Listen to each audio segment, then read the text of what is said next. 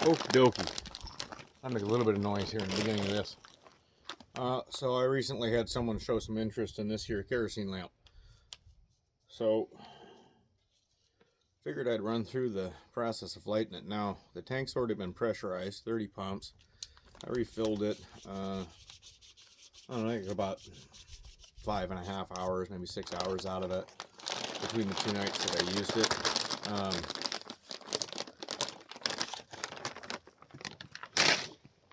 It's 500 candle power, and I'm not actually running kerosene. I'm running this other distillate product that is much cleaner and is much better for your lamps.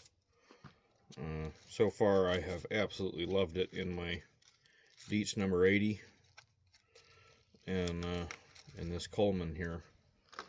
It's been real good. Now it was much more expensive. It was like 60 bucks for 4 gallons, 65 bucks for 4 gallons, but I brought 3 gallons not knowing how much I would go through.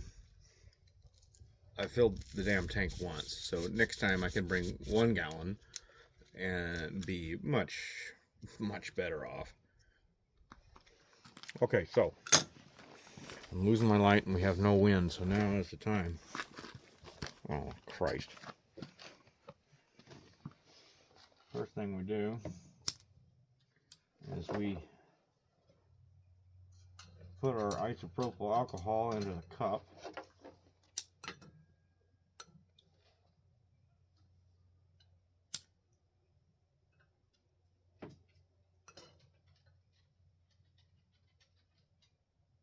And fill that cup up to the brim. Now, you don't want to pump it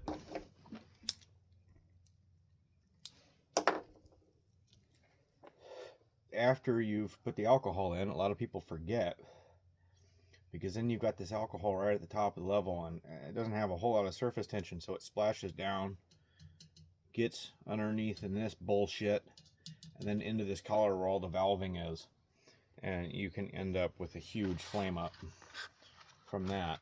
And you can also end up with a huge flame up if you don't properly follow the instructions on how to light this, which is what I'm going to go through now. Damn. Stick our match in there.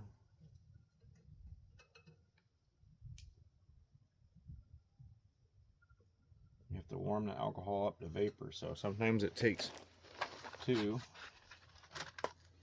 Wind's picking up, so let's see if I can get this here. Not going to be fancy this time.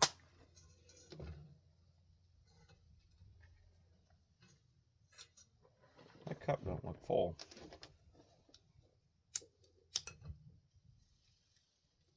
Pretty damn close. So again, like I said, you don't want to be messing around too much. Oh yeah, I need a little bit more. Okay, just a little bit more. You may have to pre-warm again. There we go. Now, you let this sit until about 90% of that alcohol is burnt out.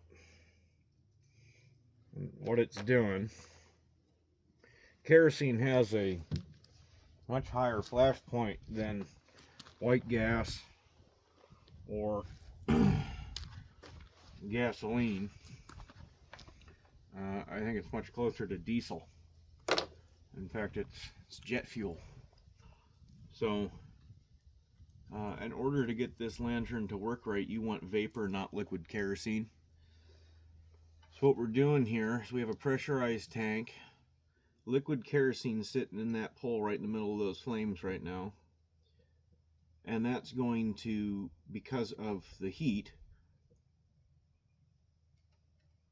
whoops. Well, I've never had it do that before. We're going to move this lamp. onto the ground.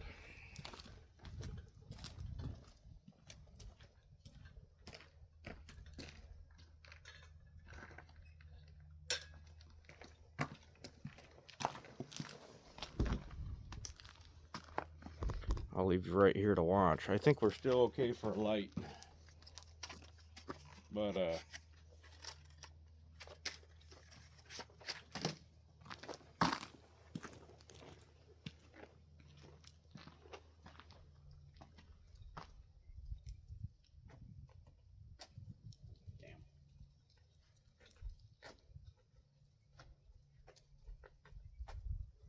bucket.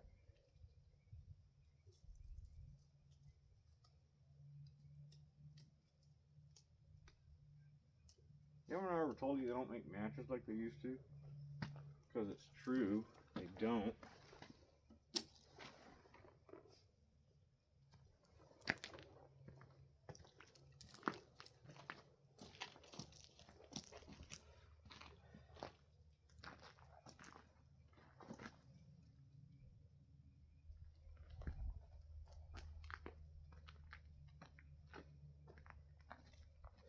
Yeah, it's just kind of a waiting game at this point.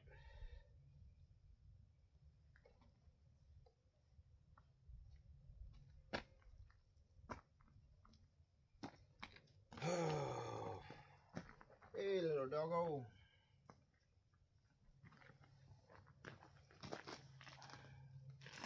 We're about a third empty now, so we're very close to starting the lamp. Oh, hell.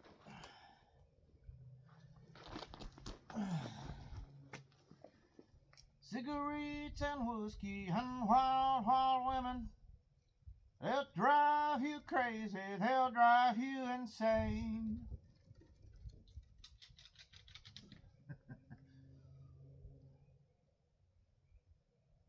Now we're starting to get, you can hear the generator hissing, and you can see the mantle is actually starting to glow already. Here we go. We just turn the knob on. It's going to vaporize the rest of that alcohol in there, so we have fire coming out the damn top.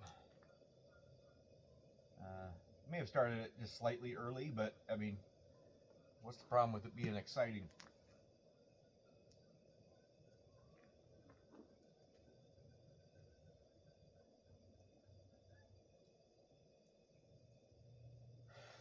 My fixings are too wet.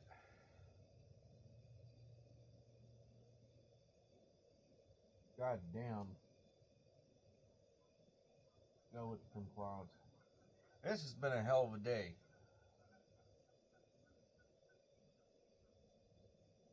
Hell of a good day. And I got some chili cooking in the Dutch oven over there. Finally get to put some of the beef from this land into my food instead of just eating it already prepared, which is quite an honor.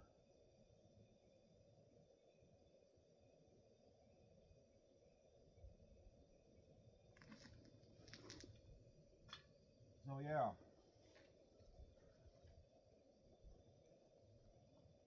that's how to light this here kerosene lamp. All I gotta say about that. I'm gonna go mind my chili.